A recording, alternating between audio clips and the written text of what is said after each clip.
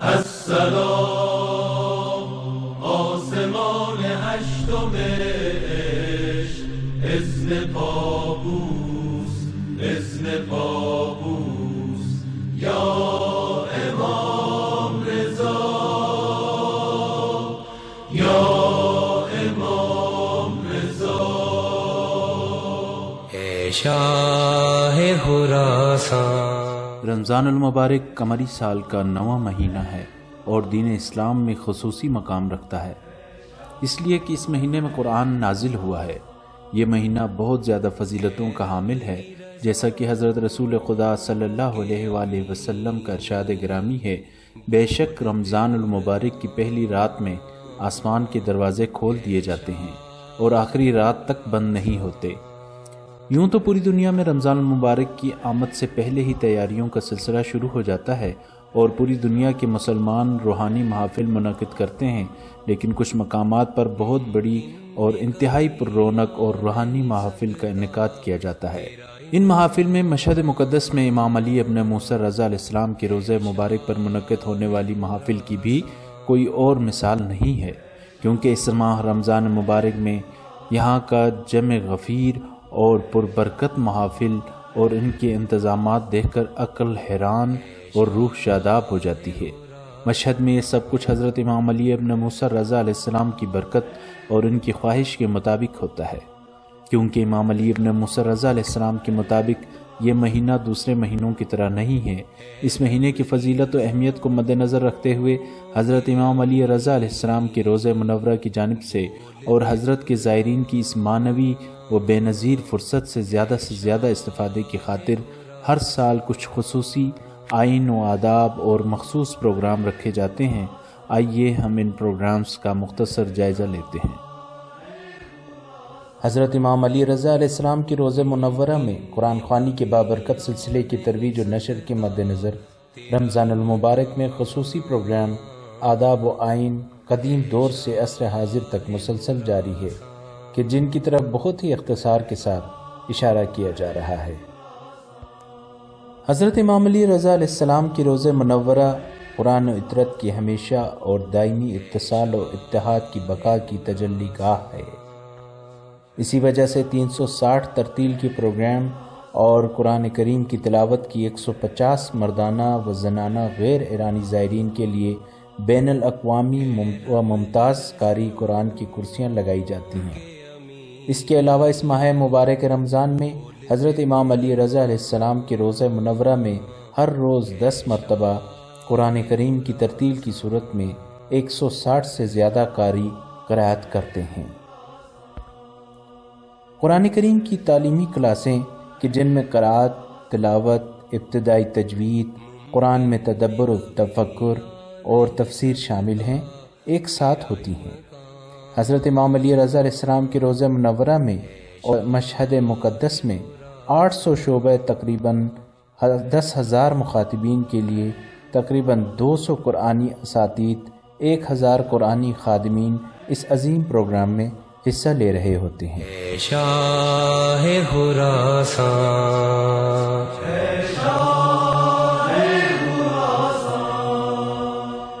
نور عرفان کے خصوصی پروگرامز میں دعاؤں، زیارات و مناجات کی قرأت حضرت امام علی رضا علیہ السلام کے روضہ منورہ میں ہر روز 24 گھنٹے مختلف اوقات میں ہوتی ہیں، اور معبود کے ساتھ مناجات کا خصوصی پروگرام ماہ رمضان کی ہر رات کو آدھی رات گزرنے کے بعد منعقد ہوتا ہے۔ اسی طرح رمضان المبارک کے ایام میں ہر شب نماز مغرب و عشاء کے بعد جامع صحن رضوی میں دعائے افتتاح کی قرأت بھی کی جاتی ہے۔ نہیں سکتا تیرا امکان، اے شاہ خراسان۔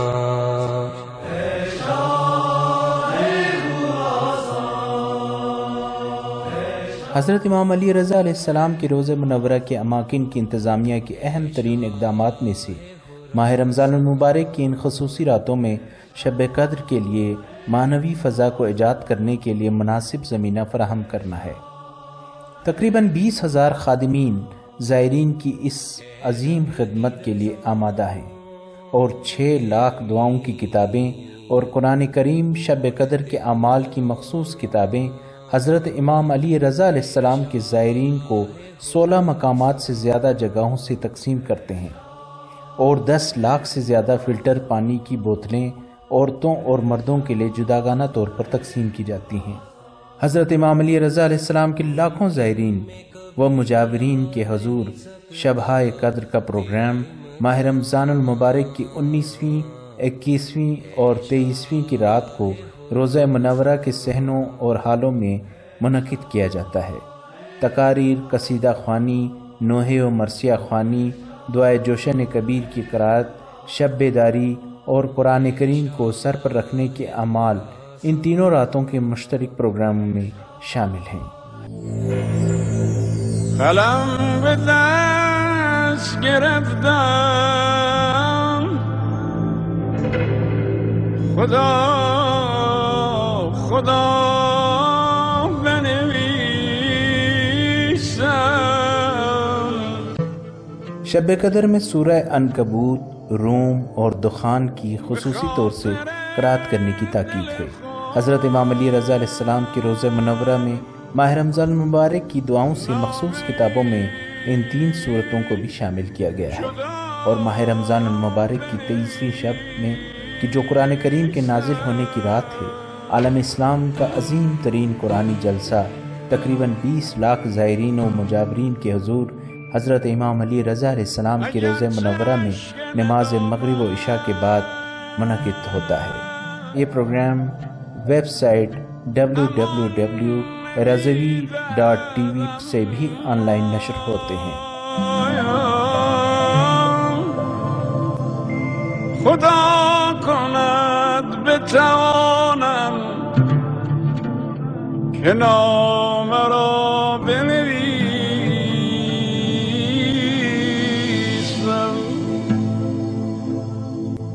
ماہ رمضان المبارک میں مومنین کے درمیان جو ایک خوبصورت سنت رائج ہے کہ جس کی بنیاد اسلامی اصولوں پر ہے، وہ افطاری دینے کی سنت حسنہ ہے۔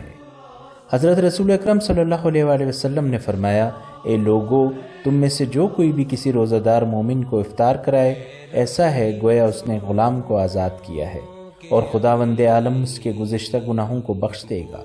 لہٰذا روزہ داروں کو افطاری دینا اسلام کی بہت اچھی سنتوں میں سے ایک ہے۔ ماہ رمضان المبارک میں حضرت امام علی ابن موسیٰ رضا کے روضہ منورہ کے مہمان، شہر مشہد کے ساکنین، طلاب، حوض علمیہ اور حضرت امام علی رضا علیہ السلام کے روضہ مبارک کے خادمین کو افطاری دی جاتی ہے، اور اسی طرح غریب و فقراء افراد کو مساجد میں افطاری دی جاتی ہے۔ ہر سال امام علی ابن موسیٰ رضا علیہ السلام کے روضہ منورہ کی جانب سے دسترخوان پر 3,60,000 روزہ داروں کو افطاری دی جاتی ہے۔ ہر روز 12,000 دعوت ناموں کے ذریعے روضہ منورہ میں افطار کا بندوبست کیا جاتا ہے۔ پروگرام کے اجرا کرنے میں ہر روز تقریباً 500 افراد خدمت میں مشغول رہتے ہیں کہ جو مکان کو تیار کرنا، کھانا پکانا، روزہ داروں کا استقبال، اور اسی طرح 500 افراد ہر روز مہمانوں کی رہنمائی اور ان کے نظم و امنیت کے منتظم ہیں۔ روزانہ 2,400 کلو گرام بکرے کا گوشت اور 2,400 کلو گرام چاول اور 30 ٹن سبزی، 750,000 متبرک پیکٹ، 360,000 پانی اور شربت کی بوتلیں اور 3,500 گلدان اس دسترخوان کی سجاوٹ کے لیے استعمال کیے جاتے ہیں۔ غریب و فقراء افراد اکرام رضوی دسترخوان کے ہمیشہ کے مہمان ہیں۔ آستان قدس رضوی کے اماکن متبرکہ اور امور زائرین کے سربراہ کے مطابق محتاج افراد جیسے گونگے، بہرے، اپاہج اور جو لوگ امام خمینی امداد کمیٹی اور ویلفیئر اداروں کے تحت زندگی بسر کر رہے ہیں، یہ افراد اکرام رضوی دسترخوان کے ہمیشگی کے مہمان ہیں۔ جیسے کہ ہر رات 500 افراد اس پروگرام میں حاضر ہوتے ہیں اور تینوں شبہ قدر میں خاص طور پر اس طرح کے 10,000 افراد اکرام رضوی دسترخوان پر افطار کرتے ہیں۔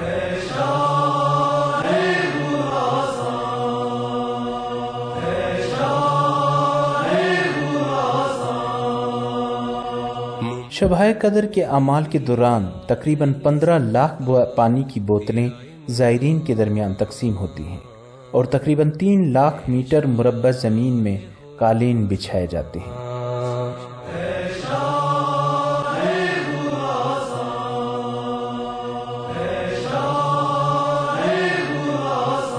ماہ رمضان المبارک کی آمد پر اور فریضہ الہی پر عمل کرنے کی اہمیت کے مد نظر ان لڑکیوں کو کہ جو اسی سال سن بلوغ کو پہنچتی ہیں اور ان کے لیے روزہ رکھنے کا پہلا تجربہ ہے، ان کے لیے ایک جشن آسمانی مہمانی کے عنوان سے منعقد ہوتا ہے۔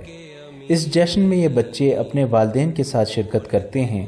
اس جشن میں والدین کے لیے بھی سوال و جواب اور دینی تربیت سے متعلق گفتگو کے لیے خصوصی طور پر ایک خاص اہتمام کیا جاتا ہے۔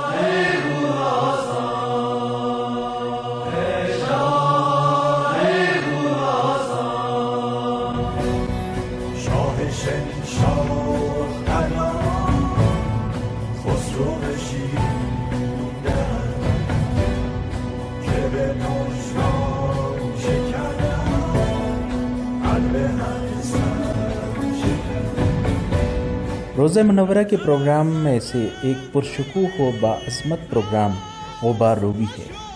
یہ پروگرام سال میں چند دوسرے مواقع کے علاوہ ماہ رمضان المبارک کی آمد پر حرم مطہر رضوی کے متولی اور ان کے ہمراہ کچھ خاص افراد کے ذریعے انجام پاتا ہے۔ مقررہ دن اور وقت میں خادمین حرم رضوی کو مکمل خالی کرتے ہیں اور تمام داخلی دروازوں کو بند کر دیا جاتا ہے۔ اس کے بعد لوگوں کی نذورات کو مرتب و منظم طریقے پر جمع کیا جاتا ہے اور ذریح مقدس کے اندرونی حصے کو عطر و گلاب سے دھویا جاتا ہے۔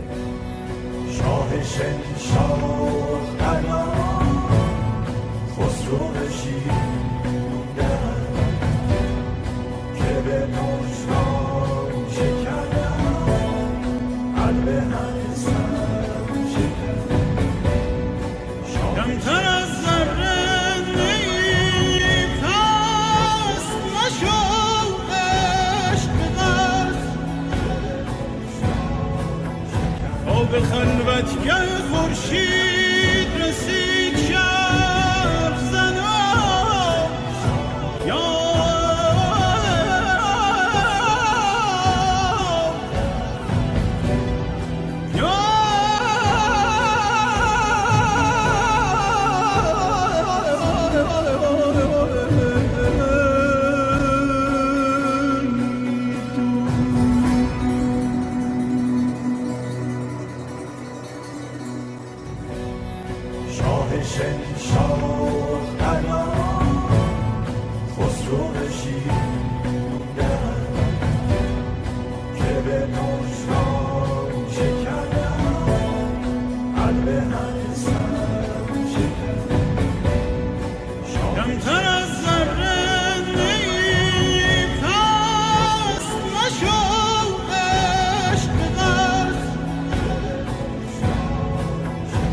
به خلوتگه خورشید رسید